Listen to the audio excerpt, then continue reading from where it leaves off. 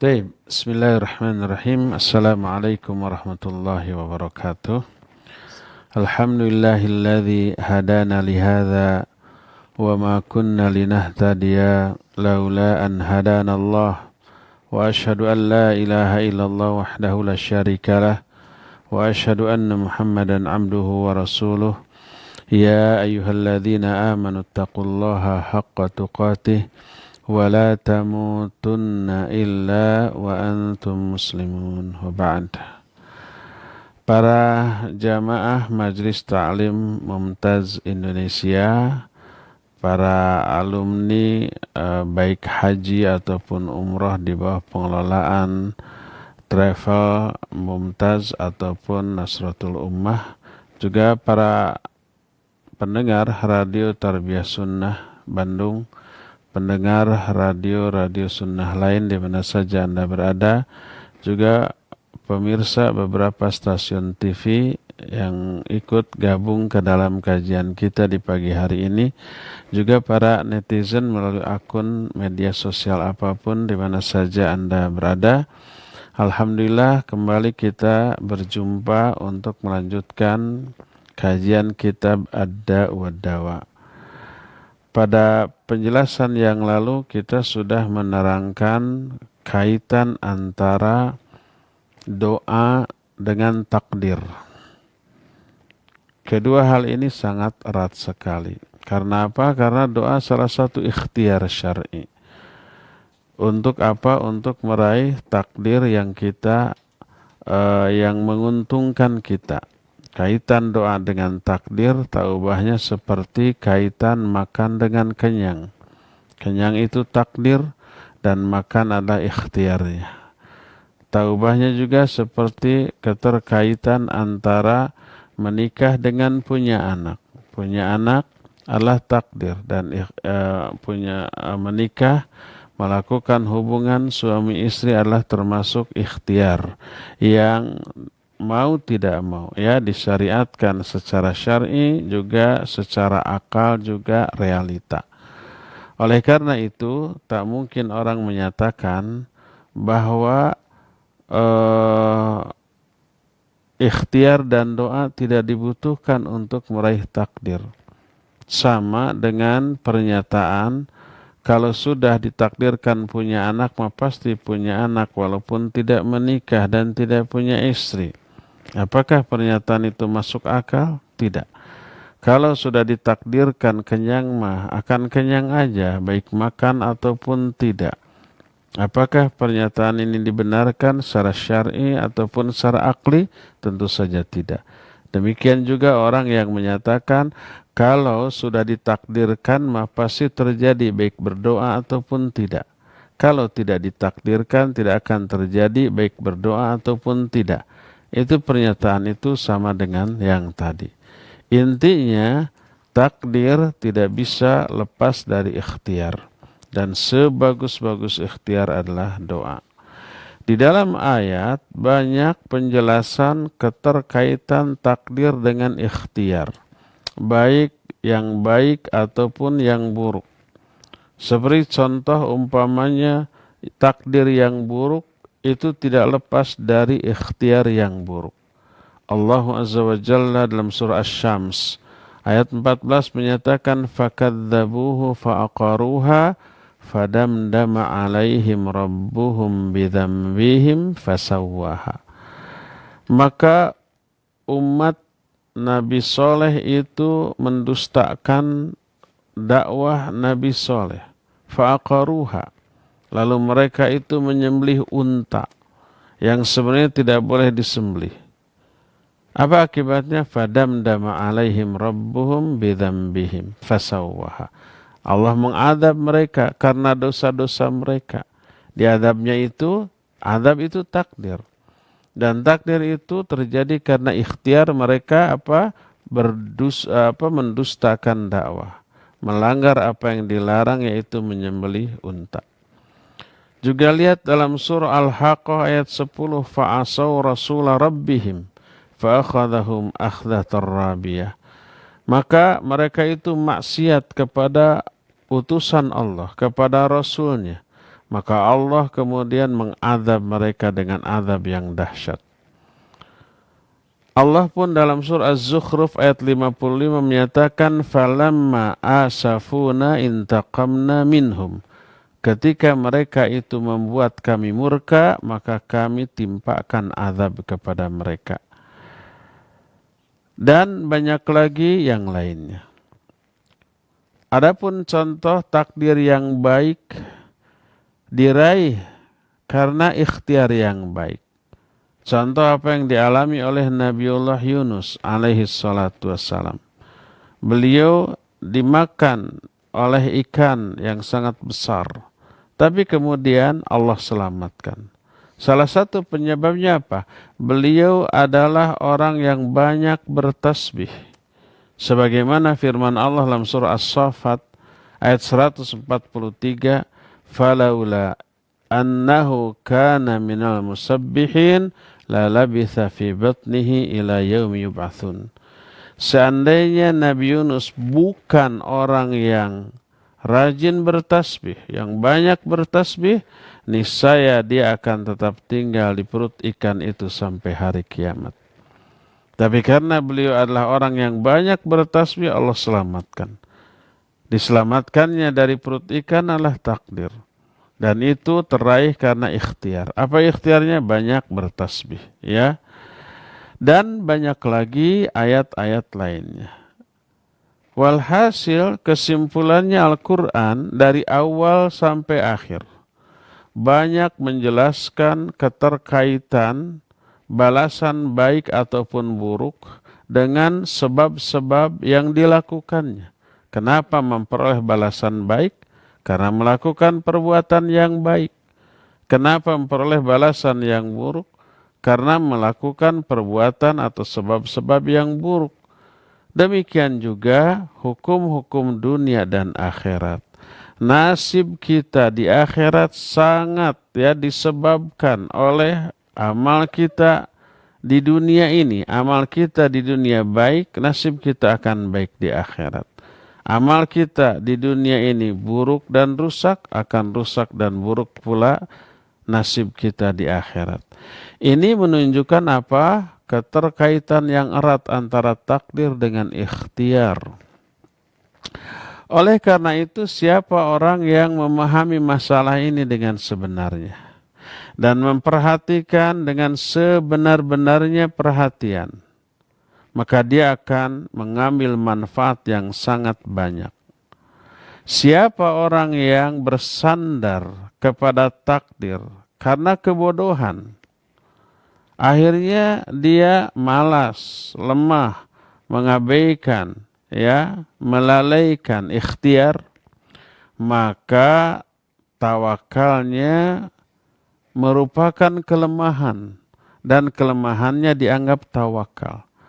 Tawakalnya berwujud kemalasan dan kemalasannya dia anggap sebagai sikap tawakal. Karena kebodohan, karena kekeliruan.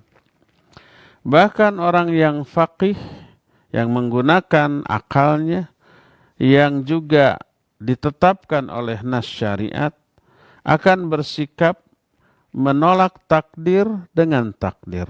Menghindari takdir dengan takdir, melawan takdir dengan takdir. Dan manusia tidak bisa hidup kecuali dengan cara demikian. Seperti umpamanya takdir lapar, takdir haus, takdir kedinginan, takdir hal-hal yang tidak disukai, itu secara insting, secara naluriah, semua makhluk pasti melakukan upaya untuk menghindarinya. Upaya ini adalah apa yang Allah takdirkan untuk kita. Ya, seperti bagaimana caranya agar kita tidak kelaparan. Ya, kita akan berusaha untuk apa? Makan, mencari makan, kemudian makan sehingga tidak kelaparan. Ikhtiar mencari makan dan makan itu sendiri adalah sesuatu yang Allah takdirkan. Sedangkan lapar juga sesuatu yang Allah takdirkan. Hindarkan takdir lapar dengan takdir makan. Hindarkan takdir haus dengan takdir minum. Hilangkan takdir sakit dengan takdir menerapkan pola hidup sehat, dan bila sakit itu sudah teralami, lakukan dengan takdir berobat kepada ahlinya yang bisa mengobati penyakit itu. Dan ketika menghindari takdir kedinginan, bagaimana caranya agar tidak kedinginan? Ya, memakai selimut ketika tidur, memakai baju hangat ketika kita beraktivitas di tengah cuaca yang sangat dingin.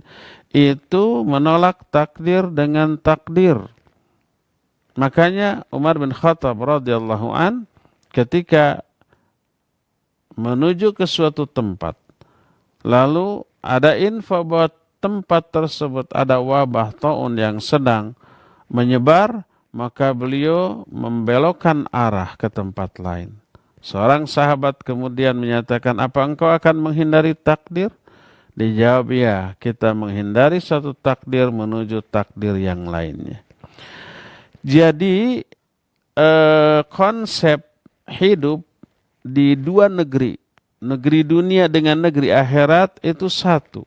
Tidak saling bertolak belakang dan tidak saling membatalkan, tapi dua-duanya memiliki konsep yang sama. Ya, siapa yang ingin terhindar dari kelaparan, dia harus makan. Siapa yang ingin terhindar dari kehausan, dia minum. Siapa yang ingin terhindar dari kedinginan, dia harus memakai pakaian yang tebal.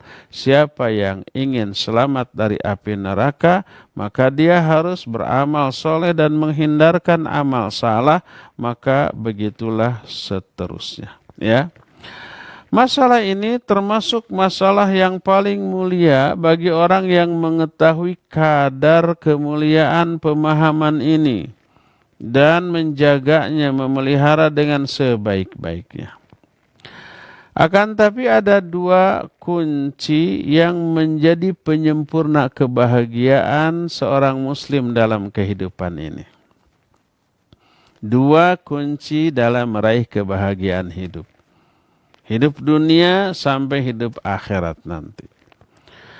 Apa saja dua kunci ini? Kunci yang pertama adalah ilmu.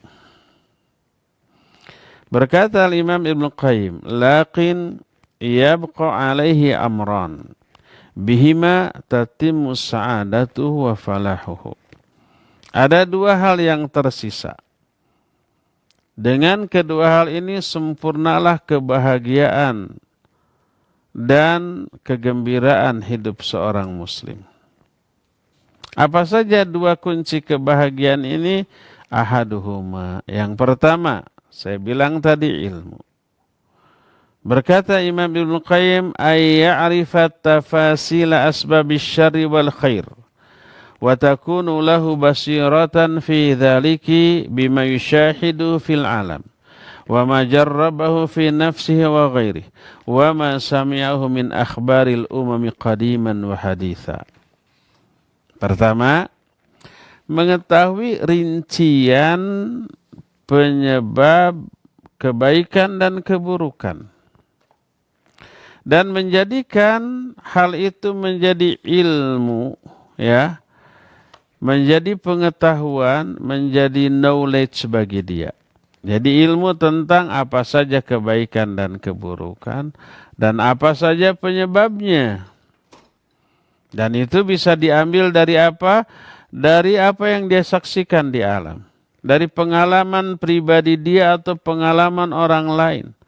Atau dari kisah-kisah orang-orang umat-umat baik terdahulu ataupun zaman sekarang. Inilah kunci yang pertama, ilmu. Harus tahu mana yang baik, mana yang benar, dan bagaimana cara meraih kebaikan, cara menghindari keburukan. Penyebab kebaikan apa, penyebab keburukan apa. Dan informasi ilmu yang paling bermanfaat untuk meraih hal itu adalah dengan cara mentadabburi Al-Quran. Karena Al-Quran itu mengandung seluruh informasi kebaikan dan penyebab-penyebab meraih kebaikan tersebut. Juga menjelaskan beberapa keburukan serta cara-cara untuk menghindarinya dengan sesempurna-sempurna penjelasan. Di dalam Al-Quran ada sebab-sebab kebaikan dan keburukan. Sebab kebaikan itu iman, ya, amal soleh, ya, sabar, sedekah, kebaikan-kebaikan dan seterusnya. Dan keburukan itu sebab-sebab keburukan lah syirik, kufur, bid'ah, maksiat dan seterusnya. Itu dengan penjelasan rinci dan gamblang. Ini yang pertama, sumber yang pertama. Sumber ilmu yang kedua adalah sunnah Nabi SAW. Yang disebut dengan syaqiqatul Quran. Saudara kembarnya Al-Quran. Sunnah juga wahyu. Wahyu yang kedua setelah Al-Quran. Berkata Rasul SAW, Inni utitul Quran wa mithlahu ma'ahu. Aku telah diberi Al-Quran dan hal lain yang semisal Al-Quran. Kata Imam Syafi'i, hal lain yang semisal Al-Quran itu adalah sunnah. Quran dan sunnah dua-duanya wahyu, pemberian Allah Azza wa Jalla. Maka siapa orang yang memfokuskan kepada dua sumber ini, memfokuskan perhatian kepada Al-Quran dan As-Sunnah, ya, maka dia cukup, tidak membutuhkan penjelasan dari yang lainnya.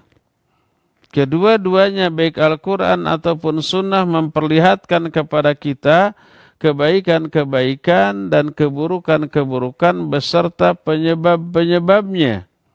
Seolah-olah kita itu melihat dengan mata kepala kita sendiri. Saking gamblang dan jelasnya Al-Quran. Di dalam Al-Quran ada keburukan, ada. Penjelasannya ada, penyebabnya ada. Untuk apa? Untuk dihindari, untuk dijauhi. Araftus syar laisa bisyar. Kita mengetahui keburukan bukan untuk diamalkan, tapi untuk dihindari. Kita mengetahui umpamanya virus corona ini.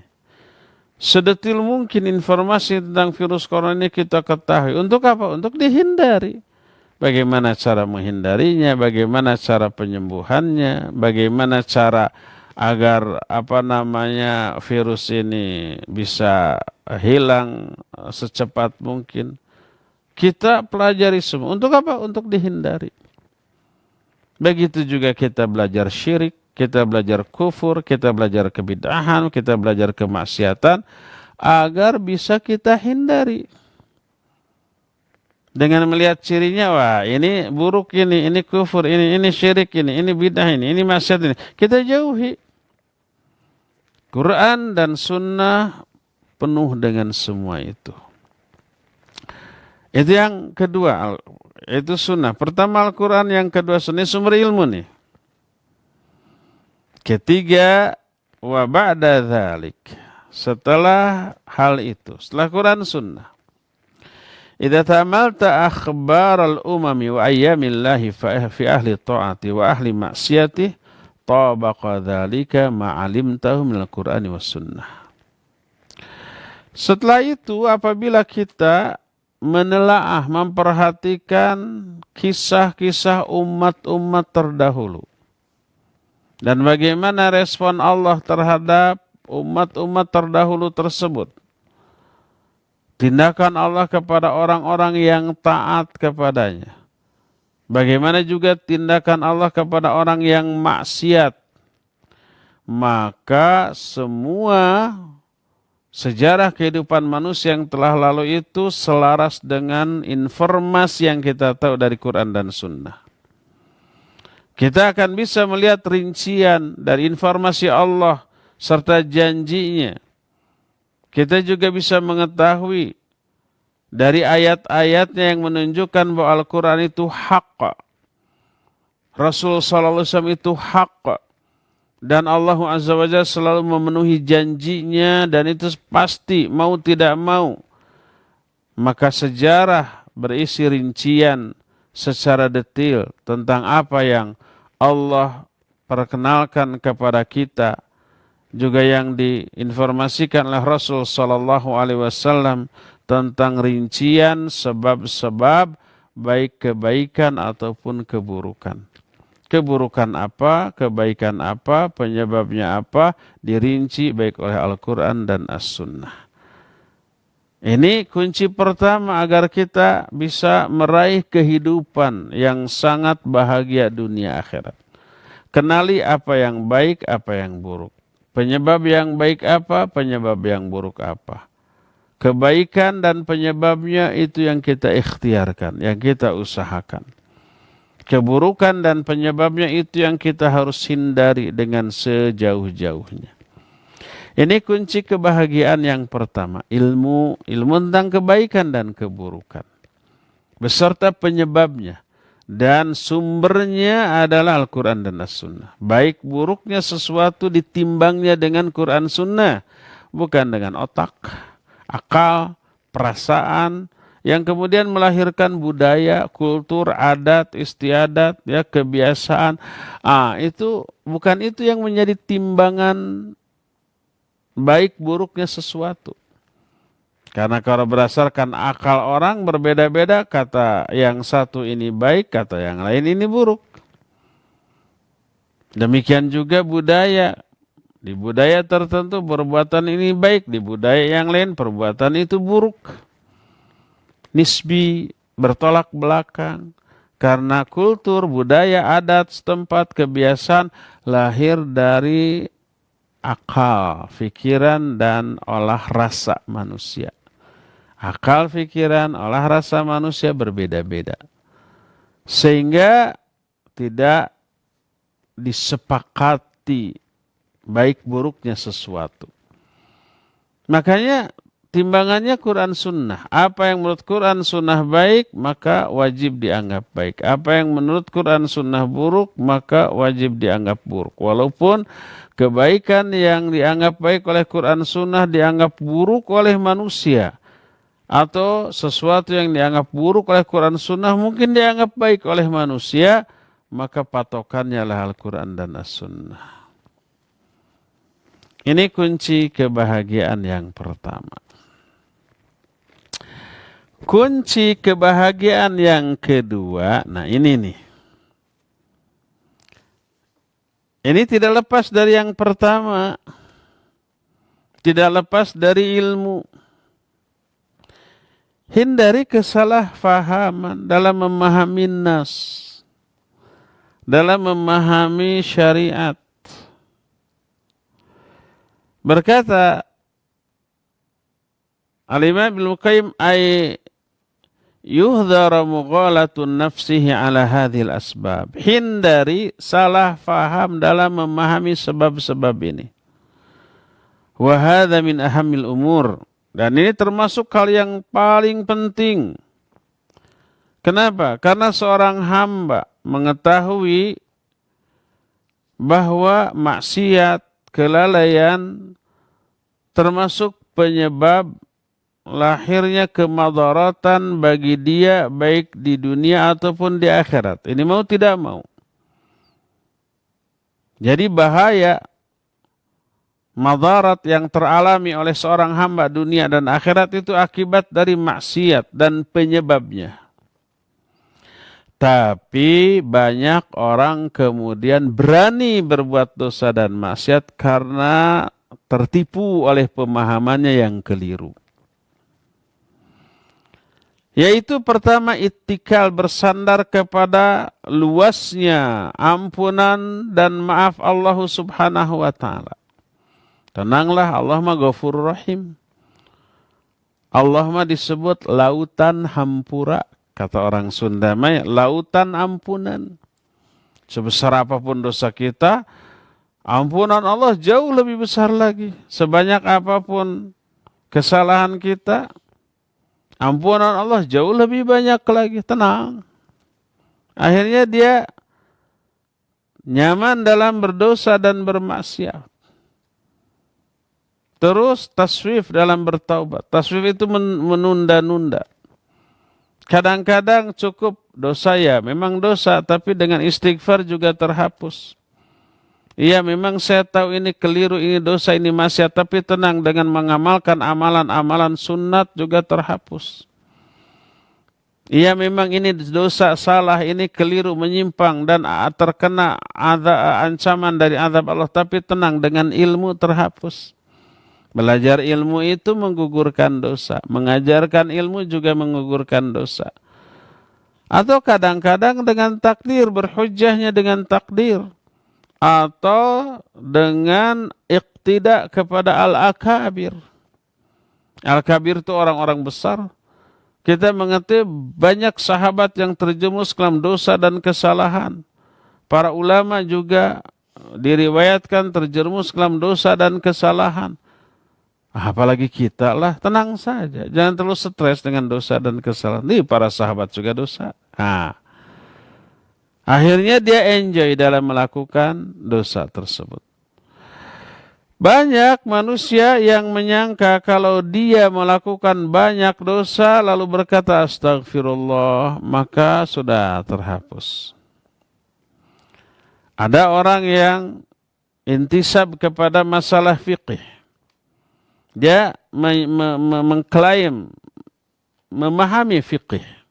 Lalu dia berkata, ana af'alu ma af'al, thumma aqul subhanallah wa bihamdih mi'ata marrah. Faqad ghufira dzalika ajma'uh. Ada orang yang belajar hadis. Dia berkata, saya melakukan banyak dosa ini, dosa itu, lalu saya hanya berkata subhanallah wa bihamdihi 100 kali, itu dosa yang saya lakukan itu terhapus. Makanya jangan terlalu khawatir dengan dosa, jangan terlalu khawatir. Nih hadisnya sahih. Hadis ini sahih riwayat Imam Bukhari dan Imam Muslim. Berkata Rasul alaihi salatu wasallam, man qala fi yaumin subhanallah wa bihamdihi mi'ata marrah huttas anhu khatayahu walau kanat mithla zabadil bahar. Siapa orang yang di dalam satu hari dia membaca subhanallah wa bihamdi 100 kali, 100 kali. Kan enggak sampai 5 menit itu subhanallah wa bihamdihi, subhanallah wa bihamdihi, subhanallah wa bihamdihi 100 kali, maka akan dihapuskan seluruh kesalahannya sekalipun dosanya itu sebanyak buih di lautan. Hadis ini sahih diriwayatkan oleh Imam Bukhari dan Imam Muslim. Makanya dia punya ini nih. Hadis ini benar apa tidak? Hadis ini benar. Lalu apa tuh masalahnya? Orang tadi seolah-olah salah. Salahnya itu karena penerapannya. Dengan mengamalkan hadis itu dia berani untuk berbuat dosa. Dosa kecil, dosa besar, tenang. Dengan membaca 100 kali subhanallah wa bihamdihi, maka seluruh dosa diampuni walaupun sebanyak buih di lautan. Ada lagi penduduk Mekah nih. Mereka berkata, nahnu idza fa'ala ahaduna ma fa'al igtasala wa tafa bil bait usbu'an wa qad muhiya anhu dzalik. Penduduk Mekah menyatakan kita ini kalau melakukan dosa cukup mandi lalu tawaf 7 kali di Baitullah.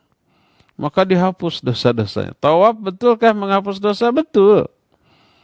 Tapi ini jangan jangan dijadikan dalil untuk berani berdosa. Tenang. Sekarang kita dosa. Nanti setelah ini kita tawaf, terhapus. Tenang. Sekarang kita banyak dosa. Nanti sore membaca 100 kali subhanallah wa bihamdihi, terhapus. Di mana kekeliruannya? Nanti kita akan bongkar di mana kekeliruannya. Ada lagi orang yang bersandar kepada satu hadis dan hadis ini juga sahih riwayat Imam Bukhari dan Imam Muslim. Nabi alaihi salatu wasallam bersabda, "Adnaba 'abdun dzamban faqala ay rabbi inni asabtu dzamban faghfirli faghfaralah. Tsumma makasa ma sya'allahu ثم أذنب ذنبا آخر فقال ربي إني أصبت ذنبا فاغفر لي فغفر له ثم مكث ما شاء الله ثم أذنب ذنبا فقال أي ربي أصبت ذنبا فاغفر لي فقال alima abdi anna lahu rabban yaghfiru dzambi wa ya'khudhu bih qad ghafartu li abdi falyasna ma syaa. Qala wa ana la asyukku anna li rabban yaghfiru dzamba fayakhudhu bih. Kata Nabi SAW, seorang hamba terjerumus ke dalam dosa, lalu dia berkata, ya Rabbi, ya Allah, aku telah berbuat dosa, ampuni dosaku. Lalu Allah mengampuni dosanya. Kemudian dia tinggal beberapa lama.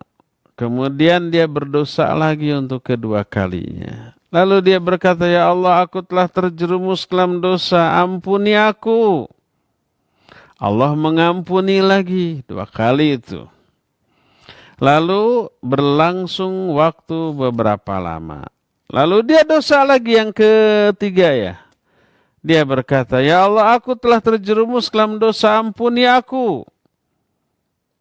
Yang ketiga kali nih. Apa kata Allah? Allah berfirman, hambaku telah mengetahui bahwa dirinya memiliki Rabb yang mengampuni dosa.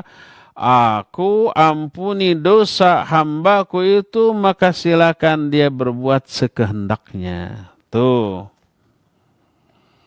Lalu orang yang tahu hadis ini menyatakan, saya tidak ragu bahwa saya punya Rabb yang maha pengampun terhadap semua dosa. Makanya jangan khawatir dengan dosa-dosa, Allah maha pengampun. Dan banyak lagi contoh-contoh hujah dari ayat atau dari hadis yang dijadikan pegangan untuk berani berbuat dosa dengan keyakinan tenang. Nanti juga diampuni dengan istighfar, terhapus. Dengan baca subhanallah wa bihamdihi 100 kali, terhapus. Dengan tawaf di Ka'bah, terhapus. Dan banyak lagi.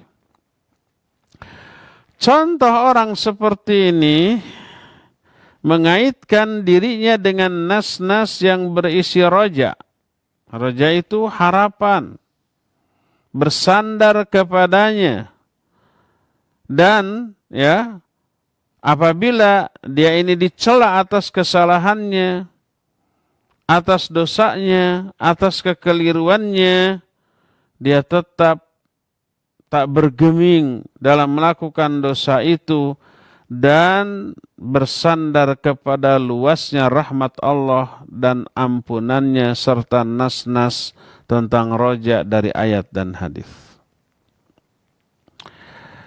Orang-orang bodoh yang semacam ini, ya, itu banyak keanehan dan kekeliruan dari ucapan-ucapan dan perilakunya. Apa saja keanehannya itu? Sebagian mereka berkata, wa katsir mastata'ta minal khataya idza kana al-qudumu 'ala karim. Silakan perbanyak dosa-dosa semampumu selama kamu tetap datang kepada Allah yang Maha Karim. Bahkan anehnya itu ada yang ngomong begini. Dinukil oleh Imam Ibnu Qayyim. At-tanazzuh minadz-dzunub jahlun bis-sa'ati affillah. Coba bayangkan. Menghindari dosa itu adalah kebodohan terhadap luasnya ampunan Allah. Jadi siapa orang yang sengaja menghindari dosa itu bodoh.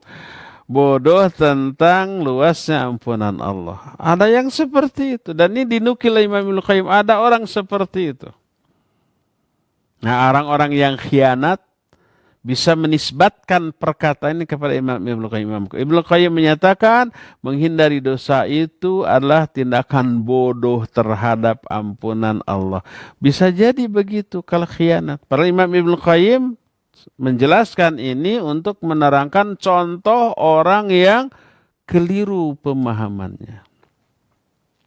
Ada lagi yang lain mengatakan tarku dzunub jur'atun ala maghfiratillah wa istigharun laha. Meninggalkan dosa itu adalah sikap yang lancang kepada ampunan Allah dan menganggap enteng kecil terhadap maghfirah Allah. Aneh nggak ini omongan? Super aneh. Menghindari dosa itu diperintahkan oleh Quran Sunnah, tapi oleh orang ini dikatakan, oh menghindari dosa, menghindari kesalahan itu bodoh tentang ampunan Allah, itu lancang kepada ampunan Allah. Ada lagi berkata Abu Muhammad bin Hazm, yang kita kenal dengan Imam Ibnu Hazm, dia berkata, ra'aitu ba'dha haula yaqul fi du'aihi. Aku melihat sebagian mereka itu berdoa dengan doa begini. Allahumma inni a'udzubika minal ismah. Ya Allah, sungguhnya aku berlindung kepada Engkau dari ismah. Ismah itu terpelihara dari dosa. Aku berlindung kepada Engkau dari terpelihara dari dosa. Bayangkan, tidak mau dipelihara dari dosa. Tidak mau dijaga, dijauhkan dari dosa. Kenapa? Karena kekeliruan pemahaman mereka. Orang-orang yang tertipu tersebut adalah orang-orang yang mengaitkan masalah terpengaruh oleh pemahaman Jabriyah. Jabriyah menyatakan anal amda la fi'la lahul battah la ikhtiyara wa innama huwa majburun ala fi'lil ma'asi.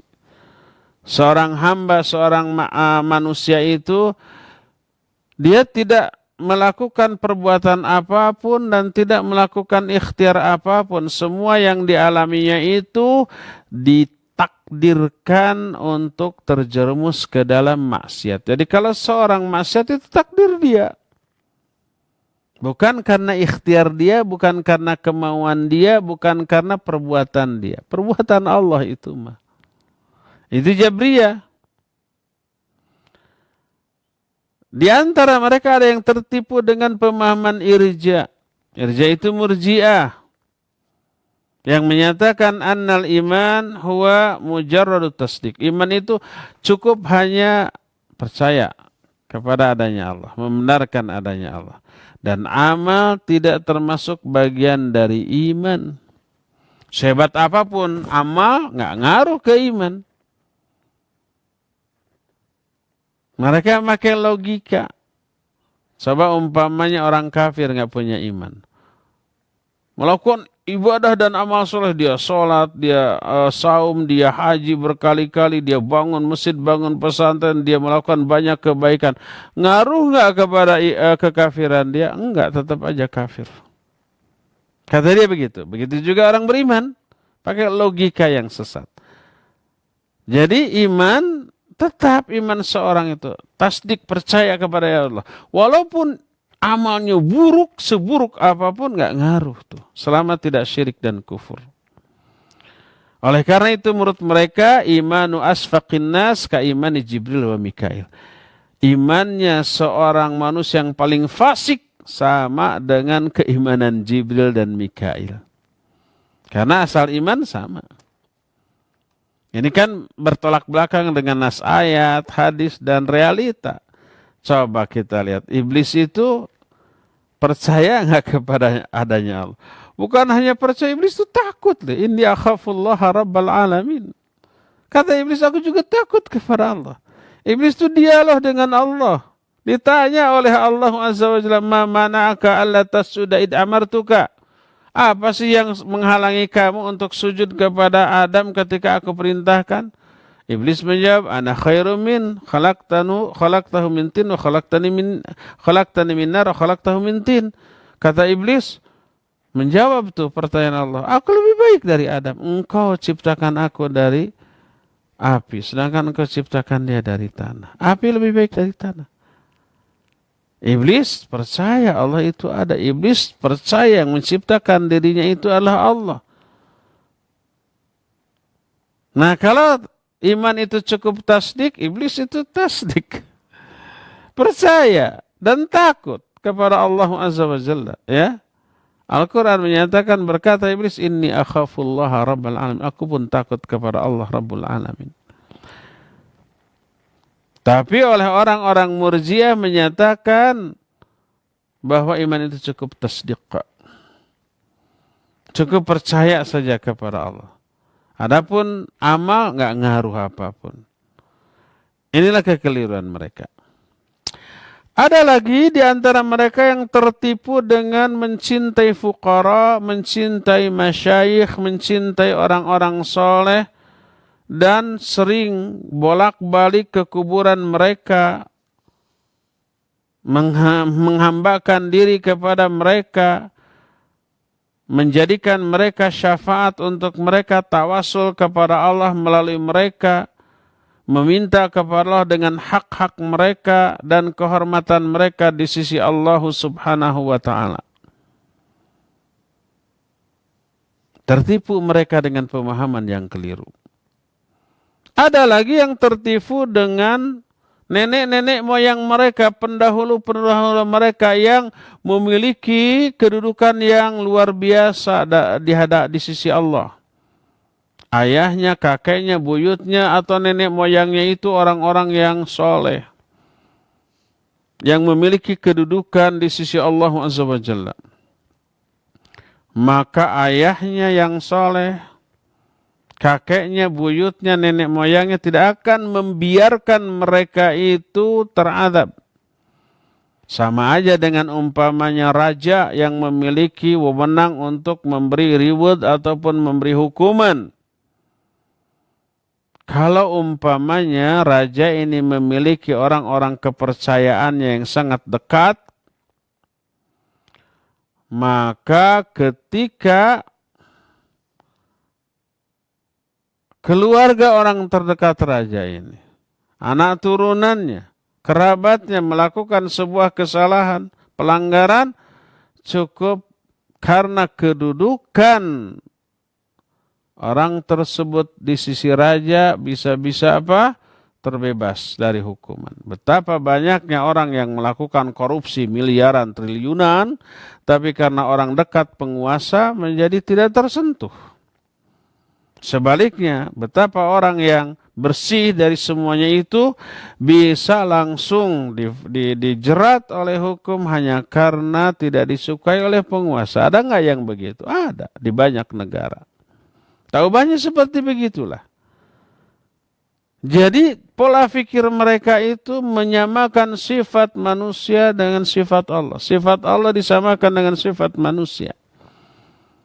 Kalau kita memiliki nenek moyang yang soleh, yang dicintai oleh Allah, yang dekat kedudukannya dengan Allah Subhanahu wa ta'ala, niscaya nenek moyang kita akan memintakan syafaat untuk keselamatan kita.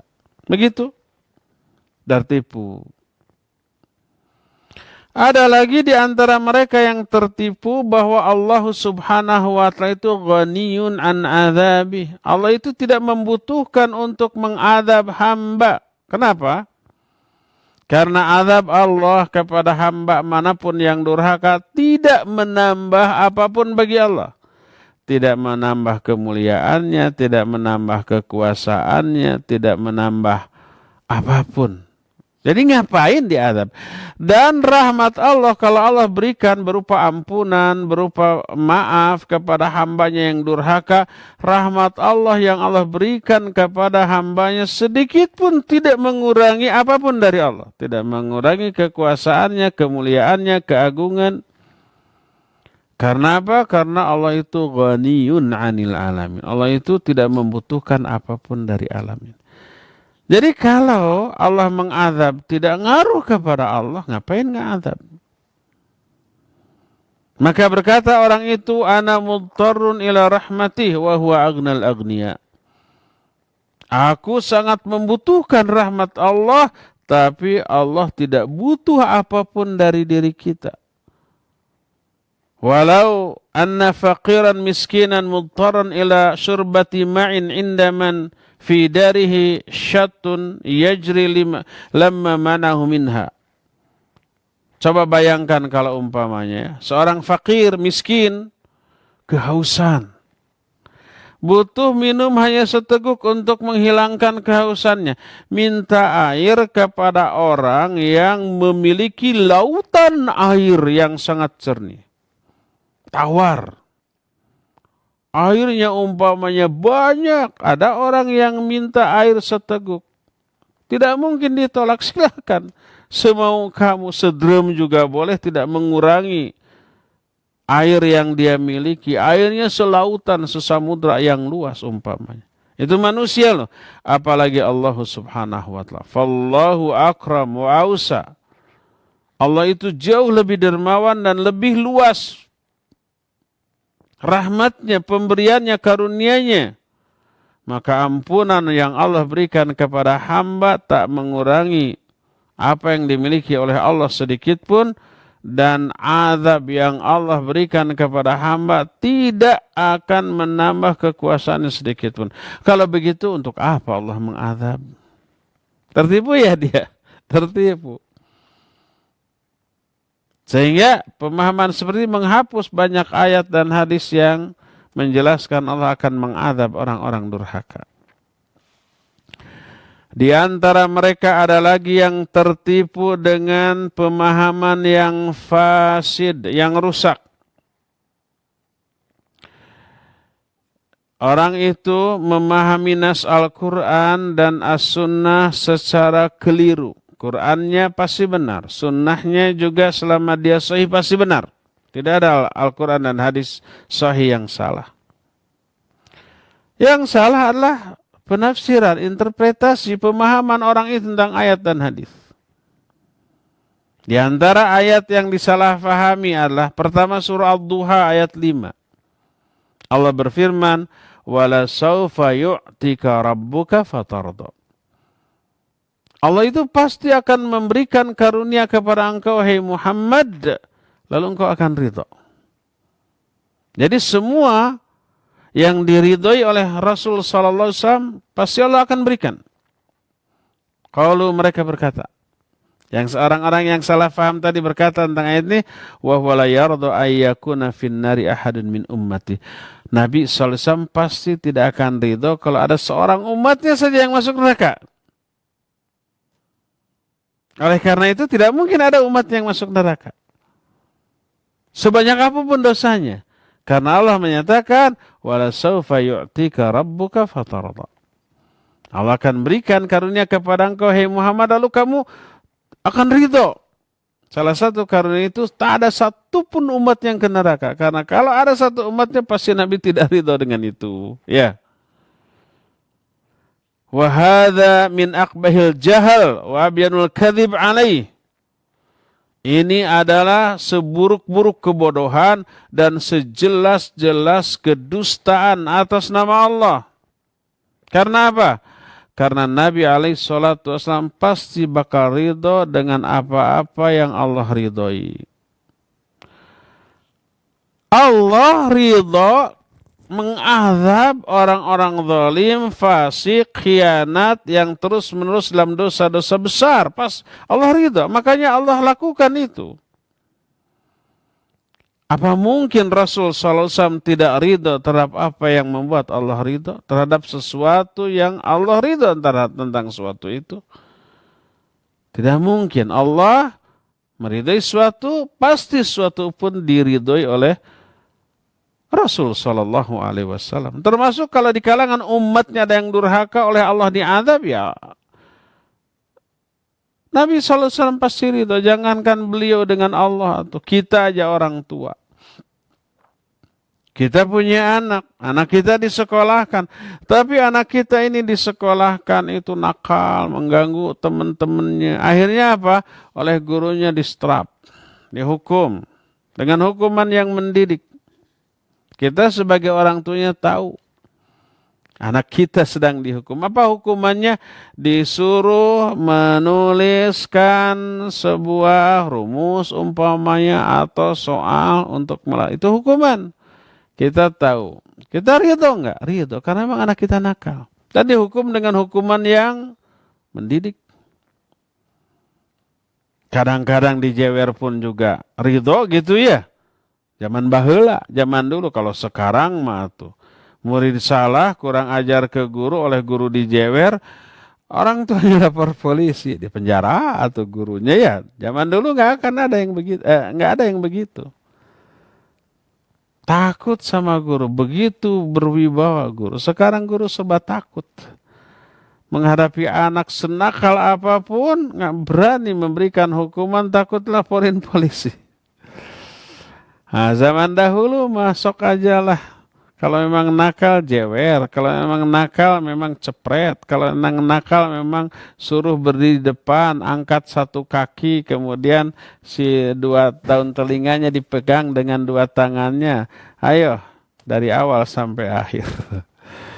Kalau zaman sekarang, wow, nggak ada yang berani guru seperti itu, ya.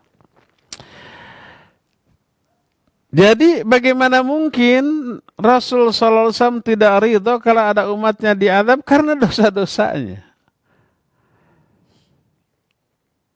Ini contoh.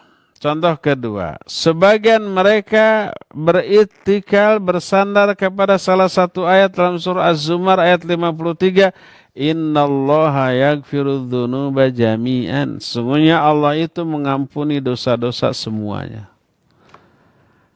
Jadi semua dosa kita itu diampuni. Ini pun termasuk seburuk-buruk kebodohan.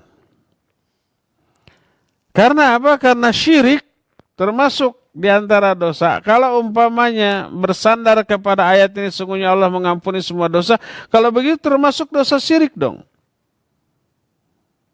Bahkan syirik itu adalah pokok pangkal semua dosa. Fondasi semua dosa. Tidak diragukan lagi yang dimaksud Allah mengampuni semua dosa itu artinya bagi orang-orang yang tobat. Kalau dia tobat dari semua dosanya diampuni. Karena Allah Maha Pengampun setiap dosa orang tobat sebesar apapun dosanya.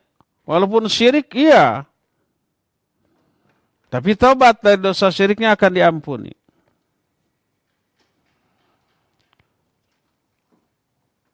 Oleh karena itu dalam ayat lain Allah menyatakan innallaha la yaghfiru ayyushraka bih wa yaghfiru ma duna dzalika liman yasha. Allah itu tidak akan mengampuni dosa syirik kalau tidak tobat. Tapi dosa selain syirik akan diampuni walaupun tidak tobat. Tapi dosa syirik sampai ke bawah mati nggak diampuni. Adapun selain syirik walaupun terbawa mati dan tidak ditobati, mungkin saja diampuni. Mungkin diampuni karena kebaikan-kebaikannya yang banyak. Mungkin diampuni karena dia berpegang teguh dengan kuat kepada sunnah Nabi SAW di zaman fitnah. Mungkin diampuni karena doa orang lain yang mintakan ampunan untuknya. Dan banyak lagi tuh. Tapi kalau syirik, sebesar apapun kebaikannya, sehebat apapun orang mendoakannya, enggak akan diampuni kalau dosa syirik, ya. Dan banyak lagi yang lainnya. Berdasarkan hal itulah maka kekeliruan dan kesalahfahaman orang-orang yang seperti itu menyebabkan mereka itu lancang, berani berbuat dosa dan enjoy dalam melakukan dosa. Menikmati melakukan dosa. Inilah kesalahpahaman. Hati-hati dengan kesalahpahaman ini. Fahami semua ayat dan hadis tentang hal itu dengan pemahaman yang sebenarnya. Sekarang pemahaman yang sebenarnya dari hal itu teh apa atuh? Ayat-ayat tadi teh. Hadis-hadis tadi kan benar tuh. Siapa yang mengatakan subhanallah wa bihamdihi 100 kali itu akan diampuni semua dosa walaupun sebanyak buih di lautan. Terus tadi juga dijelaskan ada hadis yang menyatakan bahwa seorang hamba berdosa minta ampun diampuni. Dosa lagi minta ampun diampuni dan seterusnya. Cukup dengan istighfar. Bukankah itu benar? Ya benar. Lalu salahnya pemahaman orang itu di mana? Salahnya adalah yang dimaksud istighfar.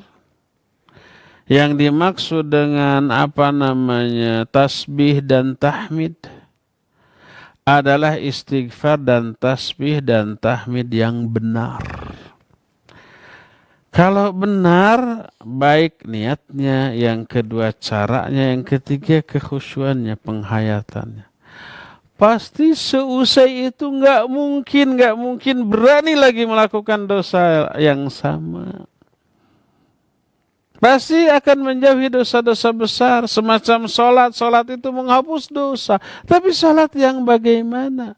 Ada sholat yang malah diancam dengan adab fawailul lil musallin alladzina hum an sholatihim sahun alladzina hum yura'un.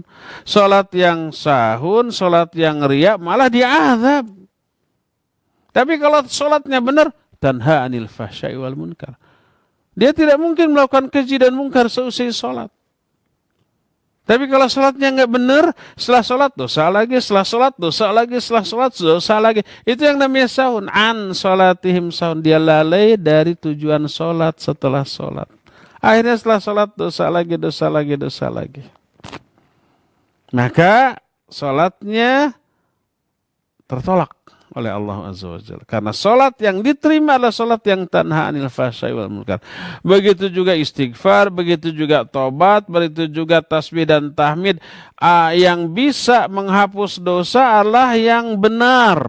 Yang efek dari semua tasbih, tahmid, istighfar, tobat itu berakibat dia itu tidak akan melakukan dosa-dosa lagi setelah itu. Makanya Nabi SAW menyatakan majtunibatil kabair, selama dijauhinya dosa-dosa besar.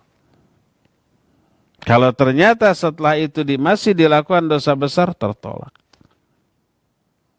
Inilah kesalahpahaman yang harus dihindari. Dia dua kunci kebahagiaan. Yang pertama ilmu tentang Quran Sunnah. Yang kedua benarnya pemahaman tentang Quran Sunnah tersebut. Tidak hanya berilmu tapi salah faham.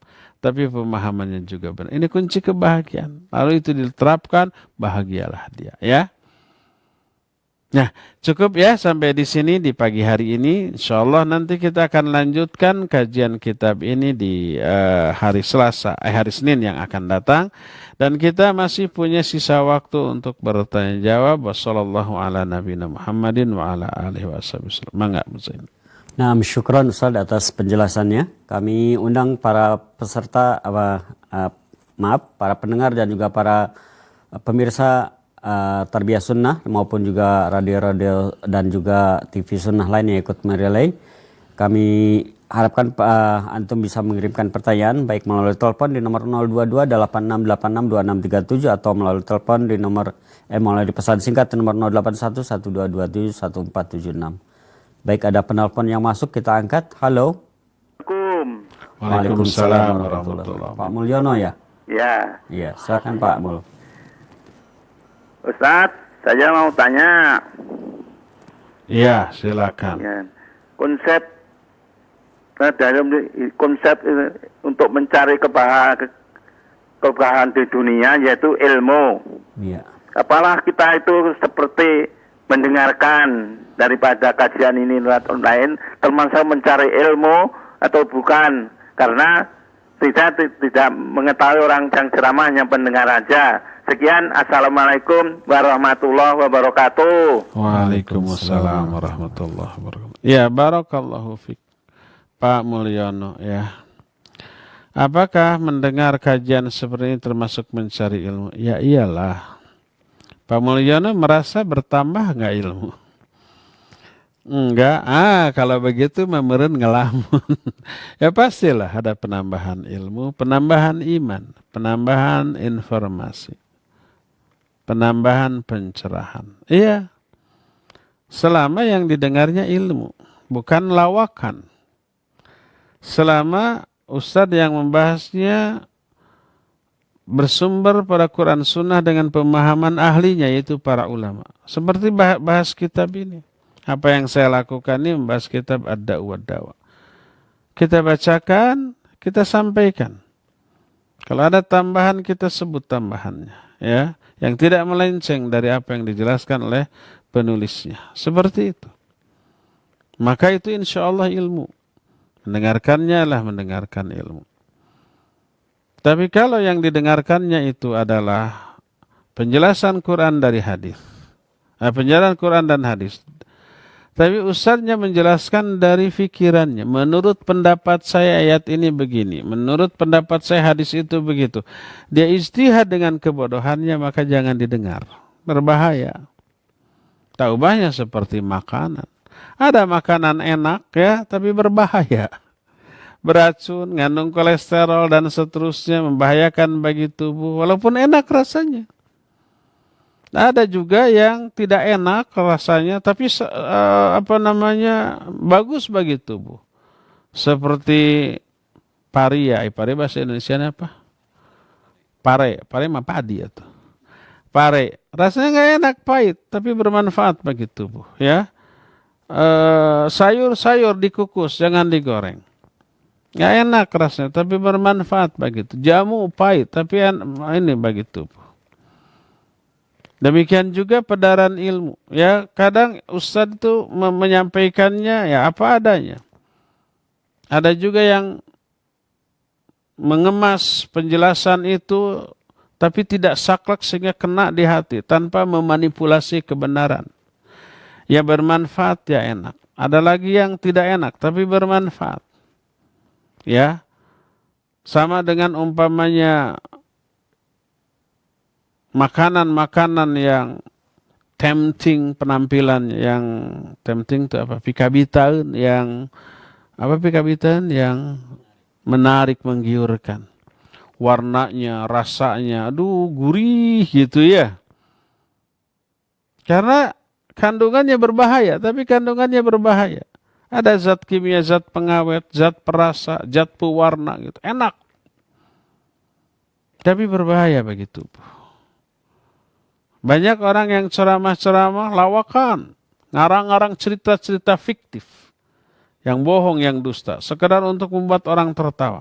Yang paling konyol, bahan lawakannya itu kadang-kadang malaikat, kadang-kadang Allah. Digambarkan malaikat itu bego, salah dalam menilai, salah dalam bertanya, salah di dalam memberikan sesuatu. Kan begitu tuh. Itu pelecehan terhadap malaikat. Tapi orang-orang ketawa-ketawa. Enak, membuat hati tertawa tapi berbahaya bagi akidah, bagi pemahaman. Jadi selama ya kajiannya benar, insya Allah itu ilmu tambahan ya. Demikian Pak Mulyono, wallahu a'lam bishawab. Silakan. Nah, syukran Ustaz atas jawabannya. Kita kembali mengangkat penelpon yang berikutnya. Halo. Ya, assalamualaikum. Waalaikumsalam warahmatullahi wabarakatuh. Dari Ibu siapa di mana, Bu? Dengan Bu Iis, Ustaz. Oh, silakan Bu Is. Ya. Ini waktu lalu ya kan tentang sholat subuh. Itu kan tempo lalu dibahas boleh dilakukan di rumah. Nah, kemudian ada juga kan yang menerangkan bahwa kalau mau melakukan sholat subuh itu disyaratkan harus berjamaah dulu gitu. Itu kan mohon pencerahannya. Terus kalau bagi perempuan kan hampir tidak pernah sholat berjamaah di masjid gitu. Gimana tuh Ustaz, apa bisa sholat subuh atau enggak gitu? Ya itu saja Pak Ustaz. Syukran. Assalamualaikum warahmatullahi wabarakatuh. Assalamualaikum. Waalaikumsalam warahmatullahi wabarakatuh. Iya, Bu Isi Lilin. Iya, apa yang sudah ditanyakan sudah dijawab. Kenapa ditanyakan lagi? Itu pernah ditanyakan, pernah dibahas gitu ya. Dan pertanyaan persis sama, jawabannya juga tidak akan beda ya. Dalam satu hadis ya disyaratkan ikut berjamaah. Di hadis lain Abdullah bin Mas'ud radhiyallahu an selesai sholat pulang ke rumah kemudian wirid di rumahnya. Mungkin karena uzur sesuatu. Pas ada tamu tunggu sampai matahari terbit. Syuruk. Setelah syuruk kemudian beliau sholat 2 rakaat kemudian setelah itu baru menemui tamunya. Ya. Jadi tidak hanya satu hadis tentang masalah itu. Berdasarkan hal itu boleh ya. Silakan lagi. Yang sudah ditanya, sudah dijawab, sudah. Cari lagi pertanyaan lain, terutama yang berkaitan dengan materi yang sudah kita bahas. Silakan. Nah, syukron Ustaz atas jawabannya. Kami silakan bagi yang akan bertanya melalui telepon, kami tunggu di nomor 022 8686 2637. Atau kami sangat menunggu pertanyaan yang datang dari anggota Majelis Taklim Mumtaz. Bisa dikirimkan melalui pesan singkat nomor 081122714776. Baik, ada pertanyaan melalui pesan singkat Ustadz dari Abu Hanan di Baros. Ustadz, bagaimana kedudukan seorang awam yang sudah berusaha mencari ilmu dengan mendatangi para ustadz, tapi qadarullah ustadz yang didatangi punya akidah yang sama-sama menyimpang. Misalnya dalam masalah asma wa sifat, contoh mereka menolak sifat Allah di atas arash. Dan penjelasan dari ustadz yang didatangi sangat masuk akal, yaitu Allah tidak butuh tempat. Apakah orang tadi akan diazab di akhirat nanti? Barakallahu fiik Ustaz. Iya, wa fika barakallah. Kalau sudah tahu itu menyimpang, kenapa didatangi? Alasan menolak aras di atas Allah di atas aras dengan akal, ya. Kenapa tidak mengikuti nas? Kok ikut akal? Orang itu alasannya masuk akal tapi tidak masuk nas. Kalau akal bertentangan dengan nas, mana yang kita ikuti? Apa akal? Akal siapa? Akal orang itu bukan akal para ulama, bukan akal para sahabat. Tapi akal orang tersebut yang membenturkan akal dia dengan nas. Kalau akal para ulama mengikuti nas, ya. Allah menyatakan Ar-Rahmanu 'alal arsy istawa, lalu dibantah dengan akal, Allah kan nggak butuh tempat. Iya betul, tidak butuh tempat. Apakah Allah istiwa di atas arsy itu menunjukkan Allah butuh tempat? Enggak. Coba umpamanya awan itu ada di atas gunung. Apakah berarti awan itu membutuhkan gunung? Ya, lampu itu tergantung di atas meja. Tergantung saja, bukan nempel di atas meja. Apakah lampu itu butuh meja? Akal mana yang kayak begitu? Jadi akal yang pendek sehingga membenturkan akal dia dengan nas Al-Qur'anul Karim. Jadi orang yang menyatakan bahwa kalau Allah di atas arsy berarti Allah butuhkan arsy, itu akal orang yang pikirannya pendek. Coba jangankan untuk Allah dengan arsy, makhluk dengan makhluk aja, ya. Umpamanya awan itu berada di atas gunung, apakah berarti awan itu butuh gunung, menempel di gunung? Enggak. Apakah berarti awan itu menempati gunung? Ya tidaklah, gitu ya. Atap itu berada di atas lantai. Apakah berarti ya atap itu berada di atas meja? Apakah berarti atap itu butuh meja? Enggak sama sekali. Jadi akal siapa yang kayak gitu? Akal orang yang pendek. Berdasarkan hal itu ya ikutin nas. Si akal manapun yang bertolak belakang dengan nas itu akal yang keliru. Akal para ulama yang lurus akan mengikuti nas dan selaras dengan nas, ya. Jadi kalau tahu bahwa itu menyimpang ya jangan didatangi. Kalau tahu menyimpang kemudian datangi, apakah dia berdosa? Ya iyalah. Sudah tahu salah, didatangi, diikuti. Sudah tahu menentang nas Al-Quran dan sunnah yang sahih dan ijma' para ulama, didatangi, diikuti. Lalu dianggap alasannya benar. Benar dari mana? Nyata-nyata salah, nyata-nyata kelirunya kok dianggap benar, ya. Apakah dia berdosa? Ya berdosa. Karena sudah mengetahui itu keliru dan salah serta menyimpang, masih diikuti, kemudian dipercaya, dibela dengan mengatakan alasannya masuk akal. Akal siapa? Akal orang yang pendek pemikirannya, ya. Wallahu a'lam. Silakan lagi. Syukran Ustaz atas jawabannya. Kami kami menunggu pertanyaan melalui telepon di nomor 02286862637. Baik, melalui pesan singkat kembali Ustaz, ada datang dari Abu Rausan dalam surat Al-Ankabut ayat 69. A'udzubillahi minasyaitonirrajim. Walladzina jahadu fina lanahdiyannahum subulana wa innallaha lama'al muhsinin. Dan orang-orang yang berjihad untuk mencari keridhaan kami, benar-benar akan kami tunjukkan kepada mereka jalan-jalan kami. Dan sesungguhnya Allah benar-benar beserta orang-orang yang berbuat baik. Maksud dari jihad ini bagaimana Ustaz, dan aplikasi dalam keluarga seperti apa? Serta jalan-jalan kami itu maksudnya bagaimana katanya? Barakallahu fiik. berjihad di sana maknanya adalah berupaya dengan sungguh-sungguh dalam seluruh bidang, ya. Walladzina jahadu fina lanahdiyannahum subulan wa innallaha lama'al muhsinin. Siapa orang yang berusaha dengan sungguh-sungguh fina di jalan kami. Di jalan kami ini mencakup 3. Pertama, lillah, ikhlas karena Allah, ya. Ikhlas karena Allah.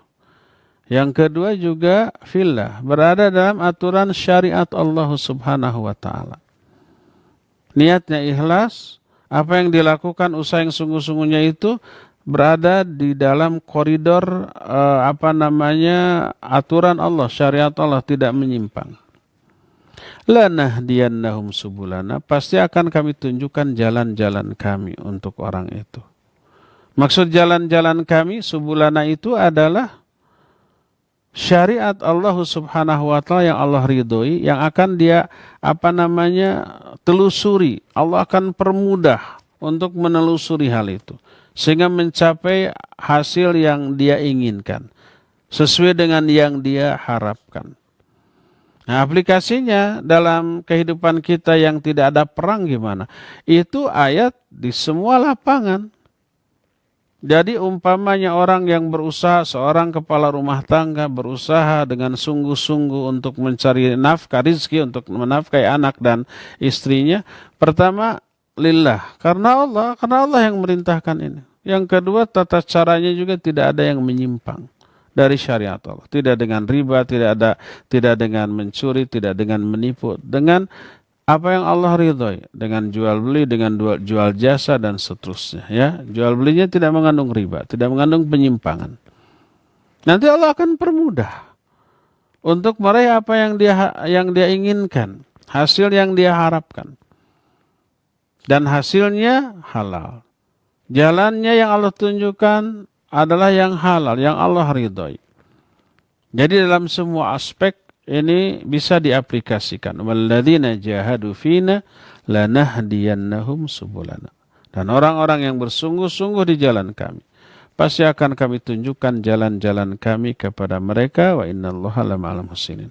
Dan Allah selalu menyertai orang-orang yang berbuat kebaikan, ya. Wallahu a'lam. Silakan lagi. Nah, syukran Ustaz atas jawabannya. Kami kembali menunggu antum semua apa yang bertanya melalui telepon di nomor 02286862637. Baik, melalui pesan singkat Ustadz, ada yang bertanya, Ustadz, ana mau nanya, apakah benar setan itu bisa mengganggu manusia secara fisik? Iya, barakallahu fiik. Apakah setan bisa mengganggu manusia secara fisik? Iya, bisa. Dan kasus seperti ini terjadi beberapa kali, ya. Tentang kesurupan dijelaskan dalam Al-Quran, dijelaskan juga dalam hadis Nabi SAW. Tentang sihir. Sihir diterangkan dalam Al-Quran, dijelaskan dalam hadis, ada juga dalam realita, ya. Termasuk juga ada kisah para sahabat bergumul dengan ular yang kedua-duanya mati. Kemudian diketahui ular itu adalah jelmaan dari bangsa jin. Dan itu semua menunjukkan bahwa setan dari kalangan bangsa jin yang kafir bisa menyakiti manusia secara fisik, iya bisa. Tapi hanya manusia-manusia yang memang Allah takdirkan untuk menerima nasib seperti itu dalam kehidupannya. Nah, adapun dari aspek syariat, ada solusi bagi semua itu. Menghadapi sihir ada, ya. Menghadapi gangguan jin yang mengganggu secara fisik juga ada. Dengan cara ruqyah syar'iyah, dengan iman, dengan tawakal kepada Allah Azza wa Jalla, dengan tauhid dan yang sejenisnya. Dan kenapa kasus tersakitinya manusia oleh bangsa jin secara fisik itu sangat jarang? Karena bangsa jin sendiri tidak sembrono untuk menyakiti secara fisik, karena amat sangat berisiko. Untuk menyakiti secara fisik, dia harus menjelma menjadi makhluk yang terlihat, terjangkau oleh manusia. Seperti tadi menjadi ular, ya, atau menjadi binatang lain. Atau mungkin makhluk lain yang aneh dan sejenisnya, termasuk makhluk yang mengerikan, menjelma. Ketika menjelma, maka dia memiliki sifat-sifat seperti sifat yang dimiliki oleh manusia. Bisa ditangkap, ya bisa disakiti, bisa dibunuh. Kasus Abu Hurairah radhiyallahu an menangkap jin yang mencuri Baitul Mal yang dijaga oleh Abu Hurairah. Kenapa bisa ditangkap? Karena dia menjelma. Maka jangankan bangsa jin, bangsa malaikat pun ketika dia menjelma menjadi manusia atas izin dari Allah Azza wa Jalla, maka sifat-sifat kemanusiaannya tidak bisa lepas dari dirinya.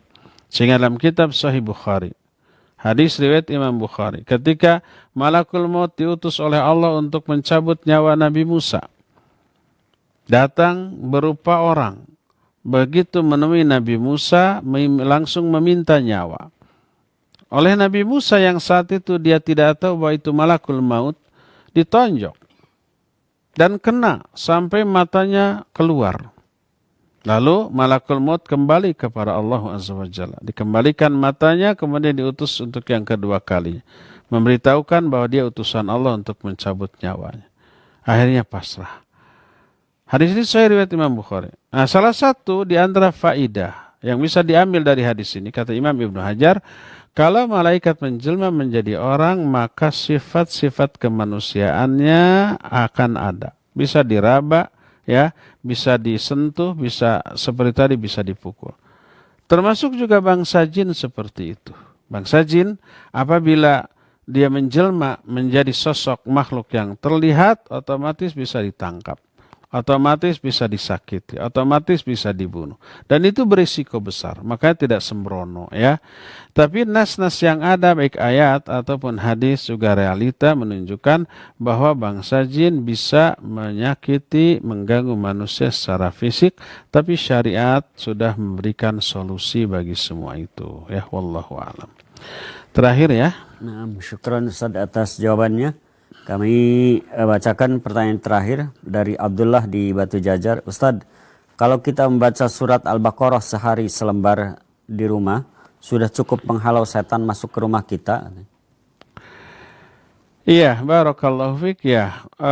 Hadis menyatakan begitu. Siapa yang membaca surah Al-Baqarah di suatu rumah, maka semua setan yang ada di sana akan terusir. Maknanya adalah sebagian ulama menyatakan surat mana saja, ayat mana saja dari surah Al-Baqarah. Yang kedua, maknanya adalah ayat kursi. Adalah Al-Baqarah 255. Sebagian lagi menyatakan dua ayat terakhir dari surah Al-Baqarah. Tidak sembarang ayat, ya. Tapi kalau umpama yang dibacakan ayat kursi atau dua ayat terakhir dari surah Al-Baqarah, ya itu bisa mengusir setan.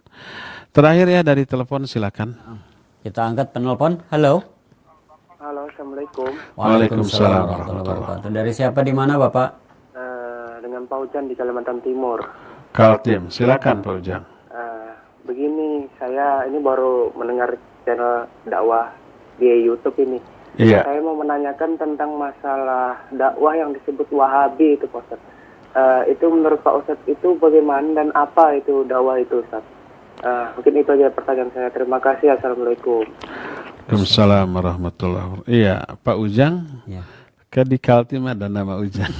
Mungkin orang Sunda pindah ke sana puluhan tahun di sana, ya. Iya, Pak Ujang, barakallahu fikum, maha damang.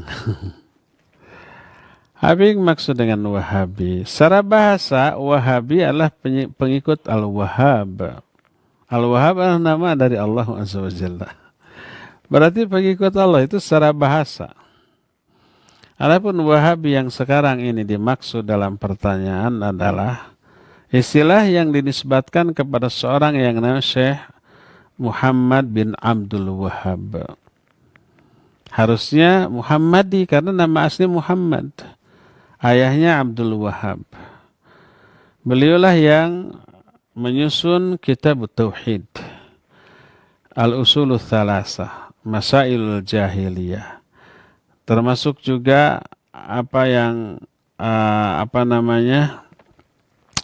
sekarang ini banyak dibahas juga syarah-syarahnya, ya. Syarah kitab Tauhid ada Qaul Mufid, Ta'liq ala kitab Tauhid atau Fathul Majid syarah kitab Tauhid. Kitab Tauhidnya itu sendiri adalah susunan Syekh Muhammad bin Abdul Wahhab rahimahullahu taala. Nah, orang-orang yang memiliki akidah seperti Syekh Muhammad bin Abdul Wahhab, yang notabene beliau mengikuti akidah ulama-ulama as-salafus saleh. Awalnya orang-orang yang dituduh Wahabi tidak mempelajari kitab-kitab Syekh Muhammad bin Abdul Wahhab, tidak. Tapi mempelajari kitab-kitab ulama-ulama as-salafus saleh. Tentang masalah akidah, tentang masalah asma dan sifat Allah Azza wa Jalla. Yang ternyata akidah tersebut persis seperti yang diterangkan oleh Syekh Muhammad bin Abdul Wahhab. Karena dianggap kerasnya dakwah ini dalam arti menyalahkan banyak ritual dan amalan umumnya kaum muslimin. Seperti minta-minta di kuburan, mintanya kepada penghuni kubur diharamkan. Seperti tawasul kepada orang-orang yang sudah mati diharamkan. Dan beliau bukan orang yang pertama, ulama-ulama terdahulu sudah lebih dahulu mengharamkan hal tersebut. Ya, akibatnya ada ketersinggungan dari mayoritas kaum muslimin yang melakukan itu. Bukannya sadar, kemudian bertobat dari hal itu, malah menyerang balik. Kemudian saking dianggap menakutkannya itu, lalu diistilahkanlah dengan sebutan Wahabi. Saking bodohnya orang-orang yang menuduh, sampai-sampai ada orang ulama yang sebelumnya, jauh sebelumnya, pemahamannya sama dengan Syekh Muhammad bin Abdul Wahhab, yaitu Syekhul Islam Ibn Taimiyah rahimahullah. Mereka katakan Ibnu Taimiyah juga Wahabi.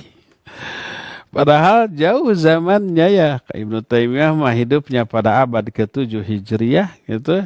Kalau Syekh Muhammad bin Abdul Wahhab mah jauh setelah itu, ratusan tahun setelah itu ya. Tapi dikatakan Ibnu Taimiyah juga Wahabi. Ulama-ulama terdahulu juga Wahabi.